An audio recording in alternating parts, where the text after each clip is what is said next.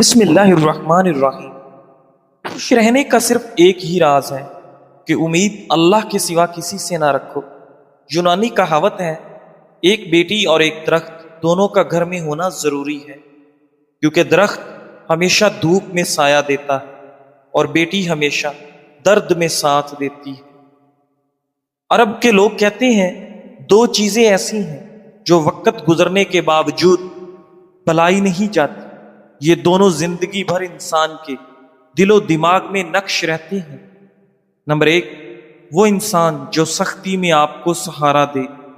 Number دو، اور وہ جو مشکل وقت میں ساتھ چھوڑ جائے۔ ناظرین، اگر زندگی میں کامیاب ہونا چاہتے ہو تو یہ 5 اصول اور قوانین آپ کو معلوم ہونا چاہیے۔ ہمیشہ اپنے ارادوں کو چھپا کر رکھیں تاکہ لوگ آپ کے منصوبے نہ جانیں، ورنہ وہ آپ سے حسد کریں گے۔ ہمیشہ دوسروں کو آپ پر انحصار کرنے پر مجبور کریں تاکہ وہ آپ کے خلاف نہ جا سکیں۔ زندگی میں کبھی بھی اپنے مالک سے زیادہ مت چمکیں، بلکہ مالک کو ہمیشہ برتر محسوس ہونے دیں، ورنہ وہ آپ کو پیچھے دھکیلنے کی کوشش کرے گا۔ ہمیشہ کم بولیں، کیونکہ خاموشی بلا مشقت حاصل ہونے والا طاقت دیتی ہے۔ ہمیشہ اپنی ساکھ کی حفاظت کریں، کیونکہ بدنامی طاقت کو برباد کر دیتی ہے۔ کچھ ایسی مفت اور حیرت انگیز دوائیاں جن کے استعمال سے سینکڑوں بیماریوں سے بچا جا سکتا ہے، جیسے کہ دل کی بیماریوں سے بچاؤ کے لیے ورزش ایک دوا ہے، پھیپھڑوں کی صحت کے لیے صبح کی سیر ایک دوا ہے، معدے کی صحت کے لیے روزہ ایک دوا ہے، انزائٹی ختم کرنے کے لیے گھر والوں کے ساتھ کھانا اور وقت گزارنا ایک دوا ہے، ذہنی دباؤ اور مایوسی کم کرنے کے لیے ہنسی ایک دوا ہے، ذہنی تھکاوٹ دور کرنے کے لیے گہری نیند ایک دوا ہے، اور سب سے بڑھ کر نماز 100 دواؤں سے زیادہ کا مجموعہ ہے، آزما کر دیکھ لیں۔ ناظرین، جو شخص تمہیں ہنسا رہا ہے وہ تمہیں بے خبر کرنا چاہتا ہے۔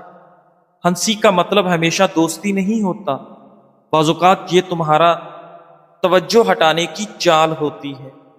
جب کوئی بہت زیادہ ہنسی خوشی دکھائے، خاص طور پر تب جب تم کسی سنجیدہ بات پر تم اس پر شک کر رہے ہو، تو وہ تمہیں احساس تحفظ کا دھوکہ دے رہا ہے تاکہ تم اپنا شک، دفاع اور ہوشیاری چھوڑ دو۔ جب تمہارا دشمن تمہیں ہنسا رہا ہو تو فوراً اپنا ذہن دھوکے سے نکال لو، کیونکہ ہنسی سب سے خطرناک آلہ ہے جو دل کو سلا دیتا ہے۔ ناظرین، جب زندگی میں تمہارے بلند ہونے کا وقت آتا ہے تو تمہیں سب سے زیادہ آزمایا جاتا ہے۔ یہ آزمائشیں تمہیں توڑنے کے لیے نہیں ہوتی، بلکہ تمہیں مضبوط بنانے کے لیے، تمہاری نیت کو صاف کرنے اور تمہیں اگلے مقام کے لیے تیار کرنے کے لیے آتی ہیں۔ یہ وہ لمحہ ہوتا ہے جب تمہیں سب سے زیادہ صبر، حوصلے اور یقین کی ضرورت ہوتی ہے۔ ناظرین، سخت حالات میں ہمت نہ ہارو، جھکو نہیں، کیونکہ تم کسی عظیم مقصد کے لیے تیار کیے جا رہے۔ ناظرین، سوتے وقت بار بار کروٹ بدلتے رہیں، برے خواب نہیں آئیں گے۔ ایک ہی وقت میں 2 کام نمٹانے کی عادت دماغی صلاحیتوں کو کمزور کر دیتی ہے۔ انسان دنیا کے کسی کام سے اتنا نہیں تھکتا جتنا کہ لوگوں کو راضی کرنے سے تھک جاتا ہے۔ ناظرین، زیادہ ٹھنڈے پانی سے نہانے سے جسم کی تھکاوٹ اور سستی میں اضافہ ہو جاتا ہے۔ ایلو ویرا میں ہلدی ملا کر چہرے پر لگانے سے آپ کے چہرے کے داغ دھبے دور ہو جاتے ہیں۔ صبح سویرے نیند سے اٹھنے کے بعد پیشاب کا نہ آنا آپ کے مثانہ خراب ہونے کی علامت ہے۔ مونچھوں کے بال وقت سے پہلے سفید ہونا شوگر کی علامتوں میں سے ایک علامت ہے۔ ناظرین، تربوز کا جوس پیا کریں، آپ کے جسم کی تمام گرمی دور ہو جائے گی۔ 2 زانوں بیٹھ کر نہانے سے آپ کا بلڈ پریشر کنٹرول میں رہتا ہے۔ جو لوگ تھوڑا سا کام کر کے ہی تھک جاتے ہیں، وہ لوگ روزانہ 3 عدد کھجوریں کھائیں۔ ناظرین، بچوں کا قد چھوٹا ہو تو آپ کو چاہیے کہ بچوں کو روزانہ ساگو دانہ گائے کے دودھ میں بنا کر کھلائیں۔ نہانے کے بعد بالوں میں تیل لگائیں، اس سے بالوں کی جڑیں مضبوط ہو جاتی ہیں۔ بالوں کو صحت مند اور مضبوط رکھنا چاہتے ہو تو بازاری خوشبودار تیل کی بجائے سرسوں کا خالص تیل استعمال کریں۔ ناظرین، اگر مچھر نے کاٹا ہو اور خارش والا دانہ بن گیا ہے تو آپ چمچ لے کر اسے آگ پر تھوڑا گرم کر کے دانے کے اوپر رکھ دیں۔ چمچ کی گرمائش دانے کے جراثیم کو ختم کر دے گی۔ دماغی پریشانی کے وقت 10 منٹ واک کریں، یہ دماغ کی راحت کے لیے بہت ہی فائدہ مند چیز ہے۔ اگر واک زیادہ ہو تو آپ کو زیادہ فائدہ دیتی ہے۔ ناظرین، 3 باتیں روزانہ دہرا لیا کریں۔ نمبر 1، آپ روزانہ ایک محدود سی انرجی لے کر دن کا آغاز کرتے ہیں۔ آپ کی اولین ترجیح اس انرجی کو اپنے اہم کام پر لگانا ہونی چاہیے۔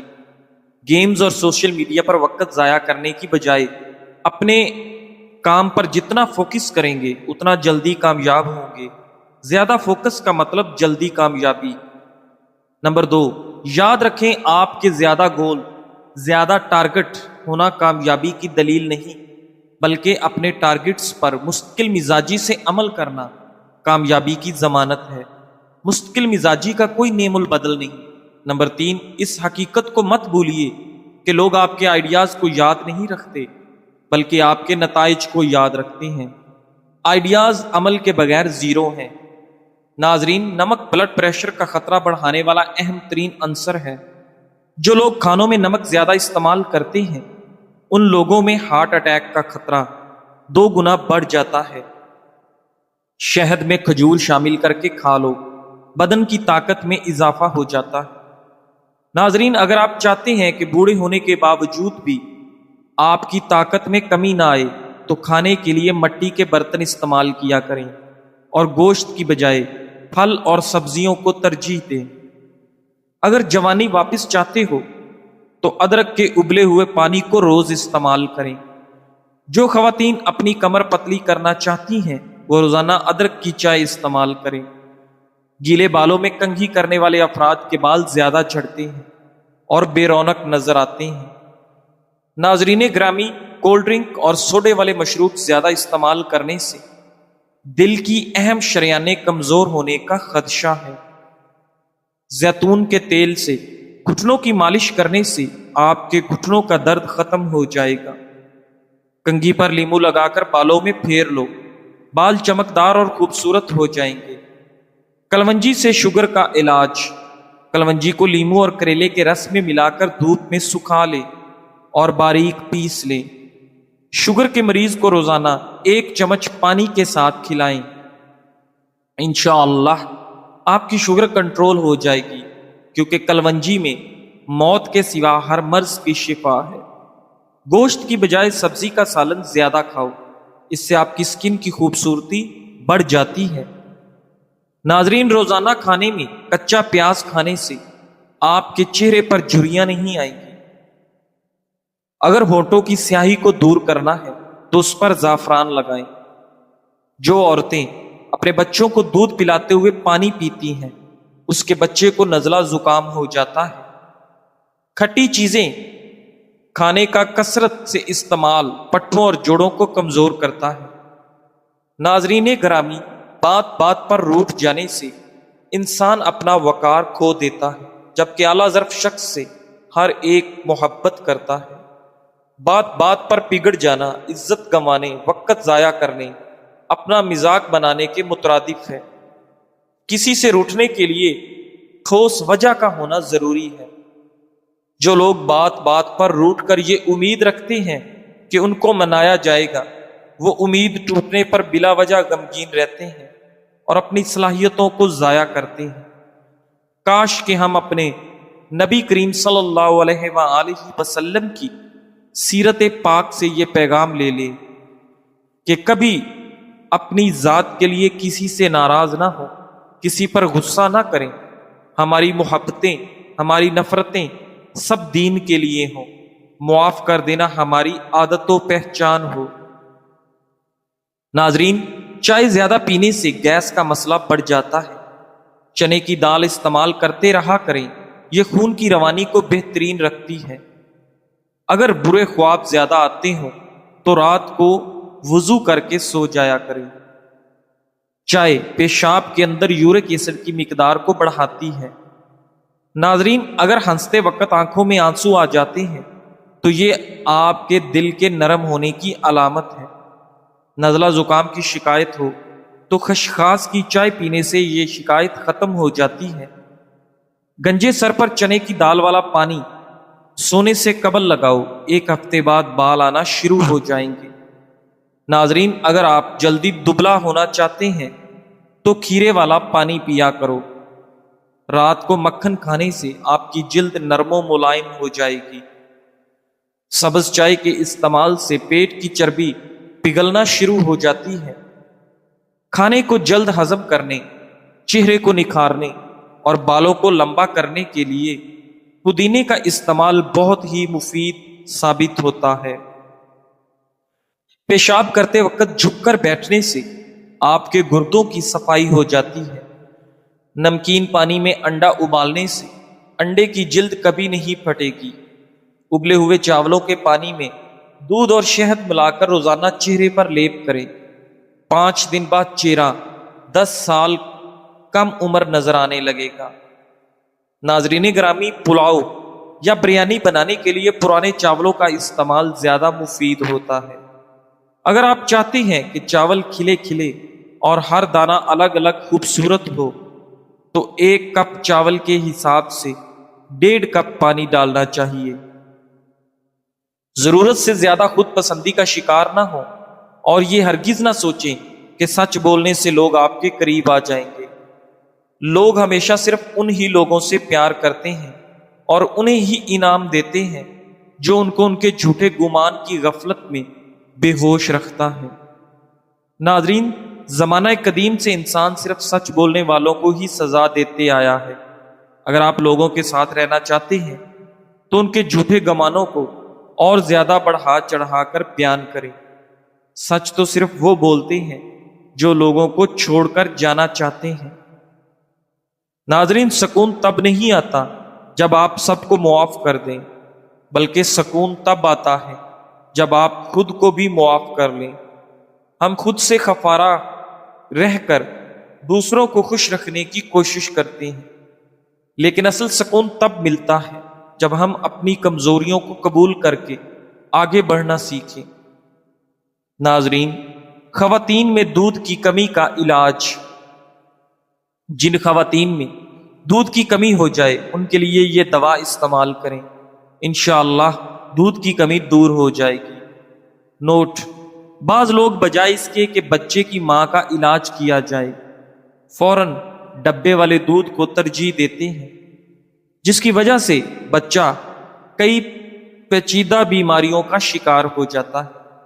بچہ ہمیشہ طاقتور اور صحت مند ماں کا دودھ پینے سے ہی ہوتا ہے۔